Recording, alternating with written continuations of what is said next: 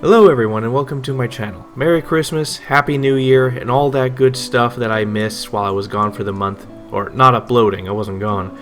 So the reason why I decided not to upload is because for Christmas I wanted to give one of my siblings a gift, which was a full Battle Sister squad and a Dialogus and Palatine.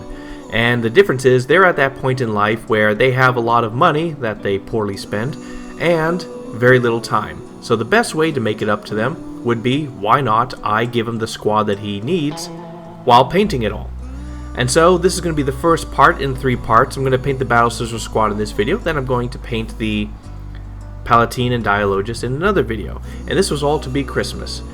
And the reason why I didn't make any videos was simply because I did not want to risk him finding out beforehand. So here we are. And yeah, so here are all the models. I assembled them up to the point where I get in the way of painting. Body's fully assembled, arms are detached onto their guns, backpacks are separate, Sergeant is pretty much fully assembled except for her gun on her right arm, the standard bearer is fully assembled and such and such. Did not know that there is no multi-melta in the box at all, there's only the heavy flamer. So, close enough. I mean, if you look at it from a distance, it kind of looks like a melta. These are all the paints I used for this project, and then some. And then I primed the models with my matte black car primer of choice. I'm going to go with Milliput, and what I'm going to do is, I want to do something special. I want their bases to be special, so I'm going to make marble. So what I'm going to do is I'm going to take Milliput, mix it together, and place on top of the Cherub's base, just as a small experiment, and apply some texture to it, which is from another base. Then I'm going to use a putty knife and do grooves in it to make stones.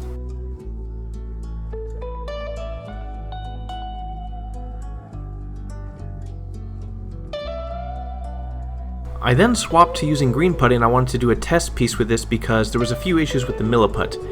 It just made it very hard to stick onto the base. It kept lifting off, so I wanted to try green putty for it. And so I basically applied green putty all over, added some texture, and then sculpted the stones in, and then flattened it a little bit with some putty again to get rid of the curvature. Yeah. And in the end, while the putty, while green stuff was much harder to move around, a bit rougher, it was a lot easier to work with without messing up. So I decided to make all the bases with green putty. Took a while, finally used a ton of my green putty that I've had since like 2011, finally using it. But yeah, and so I did a lot of bases with it. I'm doing all the bases at one go.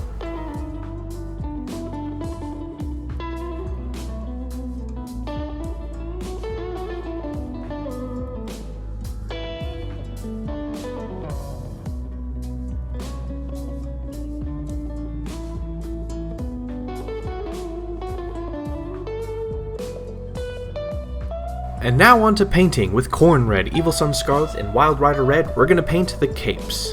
So I start off with a base layer of Corn Red all over the outside of their capes. And now what I'm going to do is I'm going to use an airbrush. So there's 10 of them. There's a lot of work with the capes. This is a really irritating step to do. So using an airbrush, I will airbrush from up above and some angles to create the light to dark shadows. Then I will do the same thing with Wild Rider Red to focus more on the upper raised areas.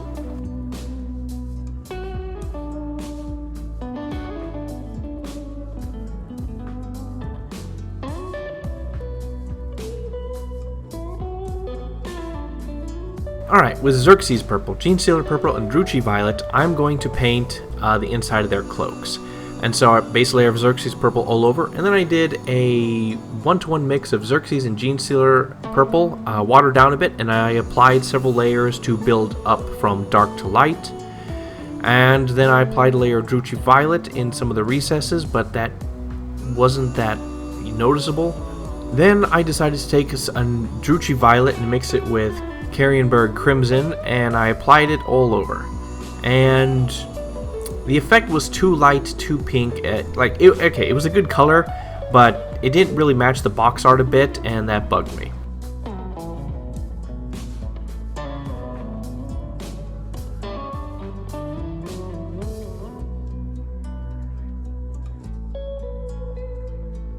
With Corn Red and Nagaroth Knight, with a 1-to-1 mix, I made this deep velvet purple and applied it on the inside of their coat, and it worked. And then I tried adding more Nagaroth Night to the mix, and it made it much darker, and so I applied that into the recesses. Didn't really need to do that, and then I added more corn red, and that made it brighter, and so that created the highlight. And so basically, this was a bit of experimentation. How it ended up is 1-to-1 corn red and Nagaroth Night as a base, then just add more corn red for the highlights, then add more corn red again, and that created the nice layers. Yeah.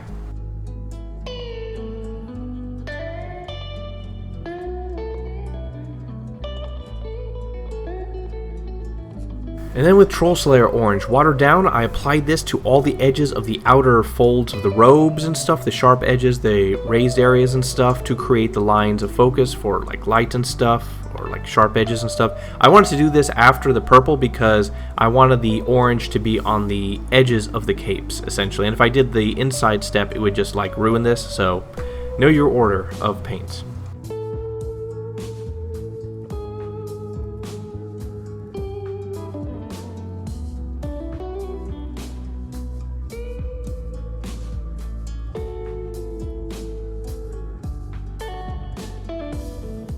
I'll then take Agrax Earthshade and a thin brush, and I will apply directly into the deepest recesses of the red capes. They have these little gashes in where buttons will go in as well. I'll fill those in, and like the sharp folds in the deepest areas, I'll fill in with some Agrax Earthshade.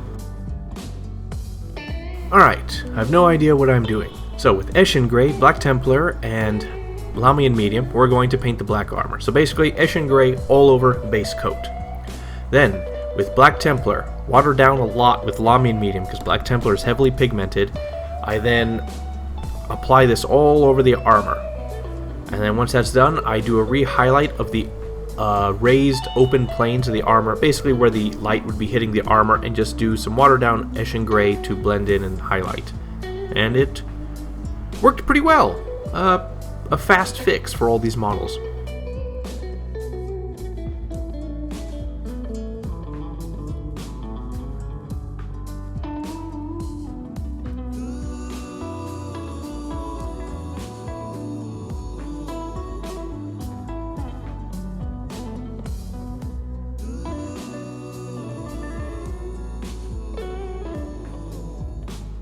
And with Dawnstone, I use this and just highlight all the edges of their armor. That's pretty much it.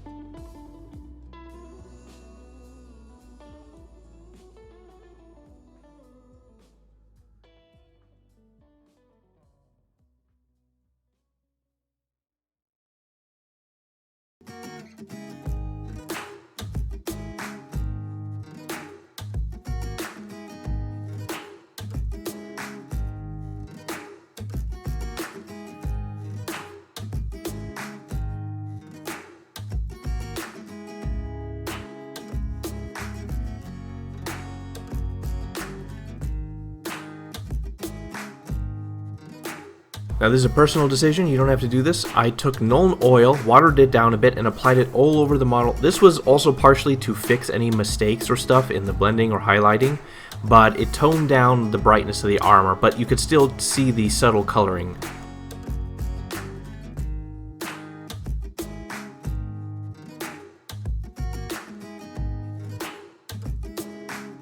Alright, with XV88, Mournfang Brown, and Agrax Earthshade, I'm going to paint the leather belts. Now, sorry for the camera angles, but basically, I'm going to do reverse highlighting. It is too difficult to highlight the fine little details with After Effects. What I'm going to do is I'm going to paint all the belts with XV88 as a base. Then it is much easier to paint one straight line in the middle of the belt with Mournfang Brown. I then apply Agrax Earthshade all over to darken them. I then take XV88 and re-highlight the top shades and just do like swishes or like lines across here and there to show weathering or age on the belts. And then I apply another layer of Agrax Earthshade, and that, yeah, that's pretty much it.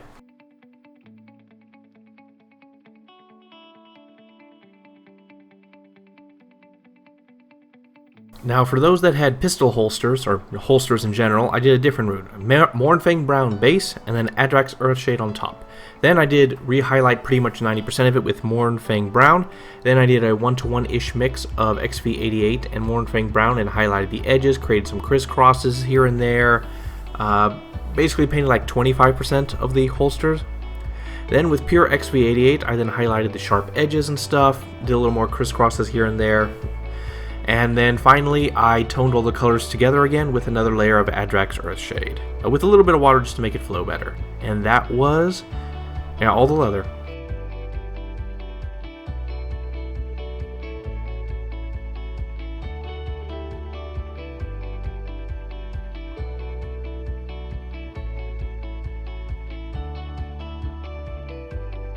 Alright, with Dawnstone and Ulthuan Grey, we're going to paint their symbols and stuff. So Dawnstone is a base layer going to go on their Aquila, their fleur-de-lis, their face masks, and such and such. Then with the Ulthuan Grey, we're going to fill in each of these. And yeah, and the Aquila took a while.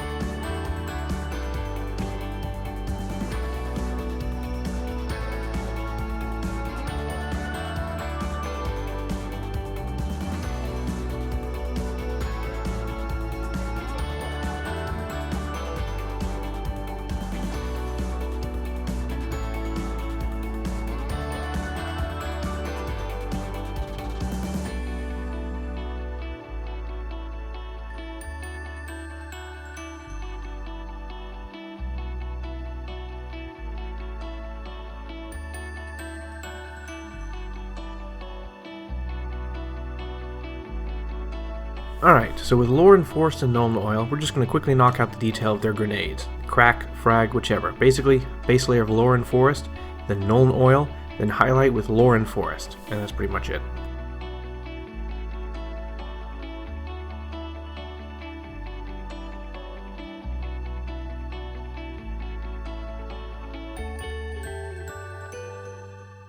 Alright, with Corn Red, Evil Sun Scarlet, and Troll Slayer Orange, we're going to paint the eyes. Corn Red as a base layer on their eye lenses, and then with Evil Sun Scarlet we're going to fill in like 80 to 90% of the eyes, and then with Troll Slayer Orange apply a dot of it here and there to like be the focal point of the light.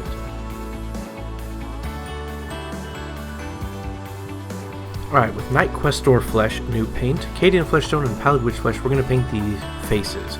So base layer of Night Questor Flesh all over. And I tried a 1-to-1 of Night Questor Flesh and Cadian Flesh Tone, but that was kind of a waste of time. Then I just went pure Cadian Flesh Tone on all the raised areas, forehead, nose, eyebrows, upper cheeks, jaw, stuff like that. And then a few layers of it because I watered it down a lot. And then I took Pallid Witch Flesh, mixed it in a little bit with Cadian Flesh Tone, and just applied a few layers of it on their cheekbones, forehead, nose, the more raised areas. And this was a process of going back and forth. And when super zoomed in, it doesn't look that good, but the model itself is very small, and from a distance, it looks fine. It's not the best, but it's fine, and I have a bunch of these guys to do, so I'm just rushing through.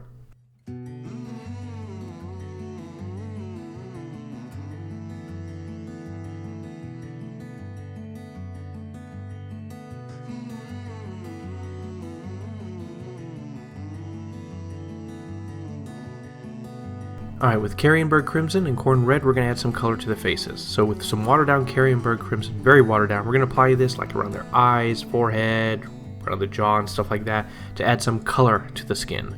Then we're going to take some Corn Red and a very fine brush and sort of give them like lipstick a little. Might have been a little too thick, but it worked.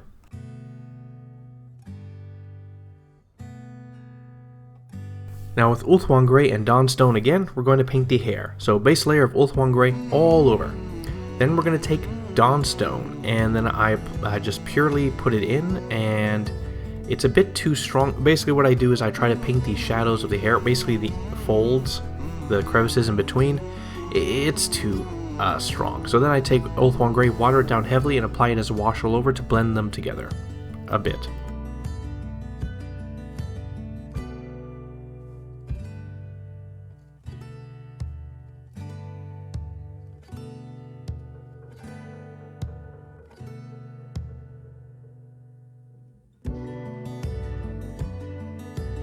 Alright, with Micro Set, which is good for decals. Essentially what I do is I take this, apply it on the decal for transfer, and then once it's falling off of there, I then take it and just apply it onto the spot. And just apply another layer of the Micro Set on top, and you have to let it dry for a while. If you don't, it's going to cause trouble if you seal it in before it's dry fully.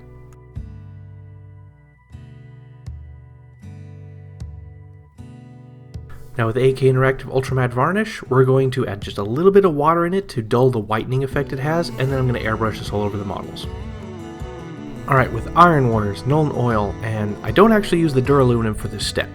I do the basic, the bolters and the like hoses that they have. So Iron Warrior base, and then I just apply Nuln Oil pure on top.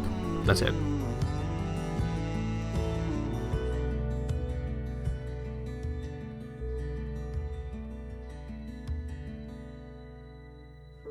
Now with Hashut Copper mixed with Iron Warriors, it's going to create this brashy metal, and then we're just going to like feather it onto the bolter casings to make it shine better.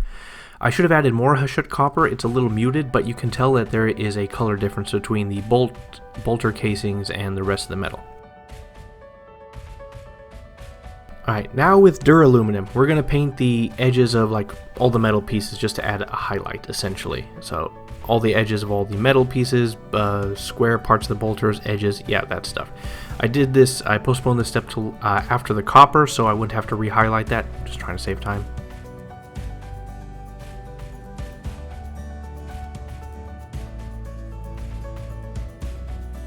Alright, with Hashut Copper, Seraph Sepia, and Fulgurite Copper, my goodness, these names, we're going to paint the gold parts, essentially. So basic layer of Hashut Copper as base.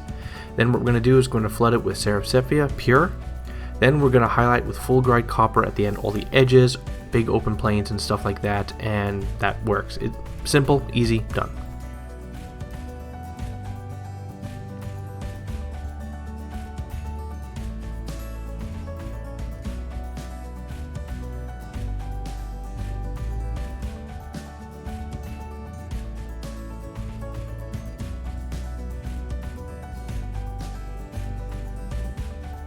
Alright, with Dawnstone, Grey Seer, and Cantor Blue, I don't show it here, but I will show it later, I'm going to paint the bases. So what I do is I take a baby wipe that I got from Costco, the Kirkland brand, stretch it out until it created like a spider web, put it over all the bases, taped it down so it's tough there, and then I airbrushed, first I applied a base layer of Dawnstone all over first before I put it under the baby wipe. Then with Grey Seer, I airbrushed it until the stuff was just stuck on there. Yeah, and then once that's done, I shifted it around a little bit to create a different looking spiderweb kind of thing. And then I applied Cantor Blue, kind of all over-ish, yeah. Alright, with Dawnstone, Grey Seer, Cantor Blue, and Hashut Copper, we're going to add the final details to the marbling. So basically, all that's going to happen is, so the airbrush, when the paints come out, they're very dull, lackluster compared to pure out of the brush. So basically we're just going to take each of the colors and then we're going to apply little bits of it, Dawnstone, Grey Seer, and Cantor Blue into the airbrush parts already. Gray to gray, bright gray to gray, and blue to blue, just to add some extra depth of color. So it'll look like the part of the marble is a little lighter and then it gets stronger and richer. And then little flecks of Hashut Copper here and there to add some like flecks of gold in.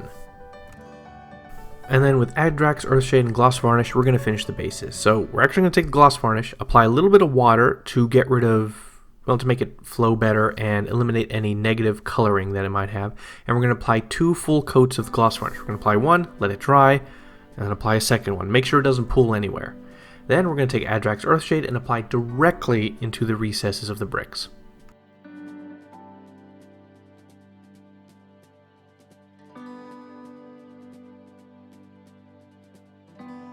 We then assemble the models, attach them to the bases, and then we paint the edges of the bases, or yeah, with the color of our choice. In my case, Corvus Black.